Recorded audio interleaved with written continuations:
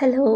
അപ്പം നമ്മൾ കുറേ ദിവസങ്ങൾക്ക് ശേഷം ഒരു പുതിയൊരു റെസിപ്പി ആയിട്ടാണ് വന്നിട്ടുള്ളത്. പുതിയ റെസിപ്പി എന്ന് വെച്ചാൽ ഒരു സ്പെഷ്യൽ റെസിപ്പിയാണ് ഞാനിന്നിവിടെ കാണിക്കുന്നത്. അപ്പോൾ ഞാൻ ആദ്യം തന്നെ പറയാം, ഇന്ന് എനിക്ക് കുക്കിങ്ങിനായിട്ട് വേറൊരാളും കൂടെ ഉണ്ട്. എന്നെ ഹെൽപ്പ് ചെയ്യാനായിട്ട് ഒരാളും കൂടെ ഉണ്ട്. അപ്പോൾ നിങ്ങൾ വിചാരിക്കും ഇത്ര വലിയ കുക്കാണോ ഹെൽപ്പ് ചെയ്യാനായിട്ട് എന്നൊക്കെ. അപ്പോൾ നമുക്ക് വഴിയെ കാണാം അതാരാണെന്നുള്ളത്. അപ്പോൾ നമുക്ക് റെസിപ്പിയിലേക്ക് പോയാലോ. അതിനായിട്ട് ആദ്യം നമ്മൾ വറ്റൽമുളക് ചൂടുവെള്ളത്തിൽ ആദ്യം കുറച്ച് നേരം ഇട്ട് വെക്കാം.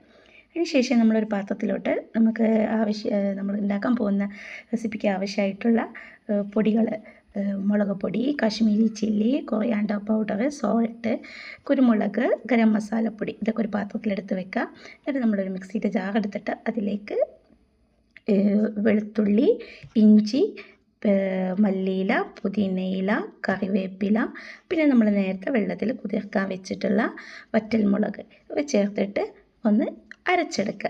എന്നിട്ട് ഈ അരച്ചെടുക്കുമ്പോൾ നമ്മൾ ഒരു തക്കാളിയും കൂടെ ചേർക്കണം. അപ്പോൾ നന്നായിട്ട് നമുക്ക് അരഞ്ഞും കിട്ടും. ഇനി നമ്മൾ അതിലോട്ട് നമ്മൾ നേരത്തെ എടുത്ത് വെച്ചിട്ടുള്ള ആ പൊടികൾ, മുളക് പൊടി, മല്ലിപ്പൊടി തുടങ്ങിയ പൊടികളൊക്കെ നമ്മൾ എടുത്ത് വെച്ചിരുന്നല്ലോ, ആ പൊടികളും കൂടെ ചേർത്തിട്ട് അതിലേക്ക് കുറച്ച് നാരങ്ങ നീര്, അല്ലാന്നുണ്ടെങ്കിൽ നമുക്ക് നല്ല പുളിയുള്ള തൈര് ഉണ്ടെന്നുണ്ടെങ്കിൽ ആ പുളിയുള്ള തൈര്, നാരങ്ങാനീര് ചേർത്തിട്ട് നമ്മൾ എന്ത് ചെയ്യണം, ഒന്ന് മിക്സിയുടെ ജാറിൽ നന്നായിട്ട് പേസ്റ്റ് രൂപത്തിലാക്കി എടുക്കണം. ഇനിയാണ് നമ്മളുടെ താരം വരുന്നത്. നമ്മളിന്നിവിടെ ഉണ്ടാക്കാൻ പോകുന്നതാണ് ചിക്കൻ ഷവായ എന്ന് വേണമെന്ന് പറയാം. നിങ്ങൾക്ക് വേണമെന്നുണ്ടെങ്കിൽ ഒരു ഫുൾ അൽഫാം ഏത് രീതിയിലും പറയാം.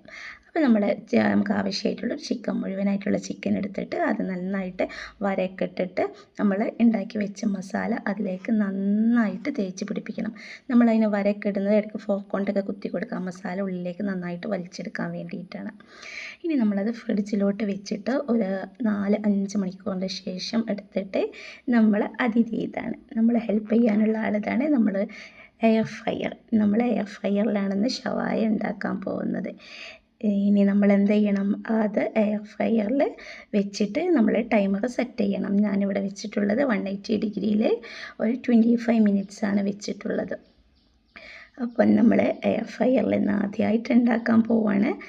അപ്പം നമ്മൾ ഷവായ റെഡിയായി വന്നിട്ടുണ്ട്. നമ്മൾ ടൈമിംഗ് ഒക്കെ കഴിഞ്ഞ് നമ്മൾ ഇടയിലൊന്ന് മറിച്ചിട്ട് കൊടുക്കുന്നുണ്ട്, കാരണം 2 ഭാഗം കുക്കാവാൻ വേണ്ടിയിട്ട്.